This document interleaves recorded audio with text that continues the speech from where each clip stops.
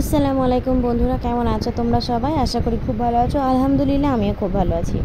আজকে তোমাদের সঙ্গে দারুণ একটা ভিডিও শেয়ার করব। আজকে আমাদের বাড়িতে হয়েছিল চিকেন কষা, আলু দিয়ে চিকেন কষা। আমার মা কিন্তু আজকে চিকেনের যে চামড়াটা ছিল সেটা কিন্তু একেবারে মাংসের সঙ্গে ছাড়িয়ে খুব সুন্দর করে পরিষ্কার করে নিয়েছে। আমি প্রথমেই তোমাদেরকে দেখিয়ে নিয়েছি কতটা সুন্দর করে মা মাংসটা ভালো করে পরিষ্কার করে ধুয়ে নিয়েছে। এরপরে আমি কড়াইতে একটু দিয়ে দিয়েছি সরষের তেল। রেগুলার তেলটাই কিন্তু এখানে ইউজ করা হয়েছে। গোটা গোটা করে কেটে রাখা আলুগুলোকে ভেজে তুলে নিয়েছি।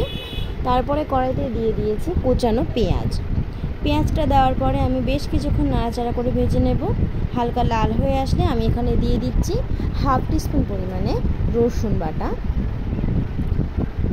রসুন বাটা দেওয়ার পরে আমি ধুয়ে রাখা চিকেন চামড়াসমূহ আর যেগুলো ছিল ঠ্যাং সব কিছু কিন্তু এখানে দিয়ে দিয়েছি। এখানে কিন্তু মুরগির পুরোটাই যা যা থাকে চিকেনের মধ্যে সেই সব কিছু কিন্তু এখানে রয়েছে, পা থেকে শুরু করে একেবারে মাথা পর্যন্ত। আর এখানে দুটো লেগ পিসও আছে। খুব সুন্দর করে এগুলোকে তেল মশলা মাখিয়ে নাড়াচাড়া করে একেবারে ভেজে নিতে হবে। এটাকে কিন্তু বেশ অনেকক্ষণ ধরে কষাতে হবে। তোমরা যতটা কষিয়ে রান্না করবে ততটাই কিন্তু সুন্দর হবে, এটা সবাই জানে। আর কষানোর সময় এখানে দিয়ে দিচ্ছি আদা বাটাটা অবশ্যই একটু বেশি করে দেবে তোমরা। আর এখানে স্বাদ মতো লবণ দিয়ে দিয়েছি। এরপরে এই সব কিছু আরও ভালো করে আমি মিশিয়ে নেব। আমাদের বাড়িতে রেগুলার নর্মালি যেরকম চিকেন রান্না করে আমরা খেয়ে থাকি আজকে সেটাই তোমাদের সঙ্গে শেয়ার করেছি, যাকে বলে একেবারে বেঙ্গলি স্টাইল চিকেন কষা।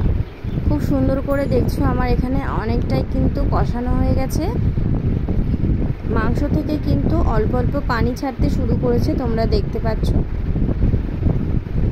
পানিটা যে বেরিয়ে আসছে। এতে কিন্তু চিকেনটা খুব সুন্দর করে সেদ্ধ হয়ে যাবে। চিকেনটা যদি তোমরা চাও আরও বেশি খুব সুন্দর তাড়াতাড়ি সেদ্ধ হয়ে যায়, বাড়িতে যদি থাকে কাঁচা পেঁপে অথবা মিষ্টি কুমড়ো এক টুকরো কেটে চিকেনের মধ্যে দিয়ে দেবে, খুব তাড়াতাড়ি সেদ্ধ হয়ে যাবে। একেবারে প্রেশার কুকারের মতো সেদ্ধ হয়ে যাবে।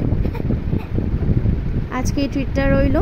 এরপরে দিয়ে দিচ্ছি একটু শুকনো লঙ্কার গুঁড়োটা দেওয়ার পরে আমি আরও কিছুক্ষণ নাড়াচাড়া করব। তার আগে দিয়েছি আমি 2 চামচ জিরে গুঁড়ো। এখানে ভাজা জিরে গুঁড়োটা ইউজ করেছি। দিয়েছি পরিমাণ মতো হলুদ। এইবার এই সব কিছু মশলা একসঙ্গে মিশিয়ে নেব। আমাদের কিন্তু সব সময় বাটা মশলাটা ইউজ করা হয়, আর এটা কিন্তু বাটা মশলায় ছিল। শুকনো লঙ্কাটা শুকনো কড়াইতে ভেজে শিলে বাটা হয়েছে, আর জিরেগুলোকেও কিন্তু শুকনো কড়াইতে ভেজে তুলে তারপরে শিলে বাটা হয়েছে। প্রত্যেকটা মশলাই কিন্তু এখানে শিলে বাটা মশলাই ছিল। আমি এখানে সব কটা মশলা একসঙ্গে দিয়ে বেশ ভালো করে নাড়িয়ে চাড়িয়ে কিছুক্ষণ চিকেনটাকে কষিয়ে নেব। দেখো আমার কিন্তু প্রায় এখানে কষানোটা হয়ে আসছে আস্তে আস্তে। অনেকটাই কিন্তু তেল ছেড়েছে, সাইড দিয়ে তেলগুলো বেরিয়ে আছে, তোমরা দেখতে পাচ্ছ। আর এই মশলার ঝোলটা খেতে আমার দারুণ লাগে। তোমাদের কাদের চিকেনের ঝোল খেতে ভালো লাগে আলু দিয়ে আমাকে কমেন্টে জানিও। এরপরে দিয়ে দেব ভেজে রাখা আলুগুলোকে আমি আগে থেকে ভেজে রেখেছিলাম, তোমরা চাইলে কষানোর সময় দিয়ে দিতে পারো।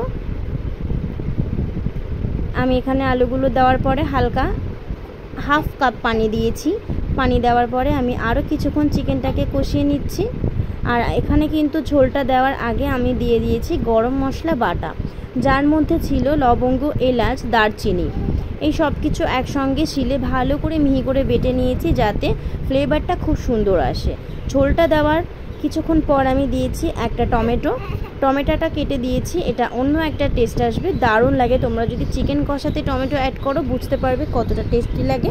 আজকের আমার চিকেন কষা কিন্তু কমপ্লিট হয়ে গেছে। আমি এবার এটাকে নামিয়ে নিচ্ছি। বন্ধুরা ভিডিওটা কেমন লাগলো অবশ্যই বলে দিও, লাইক করে দিও। আর আজকের মতো এখানে শেষ করছি। খোদা হাফেজ।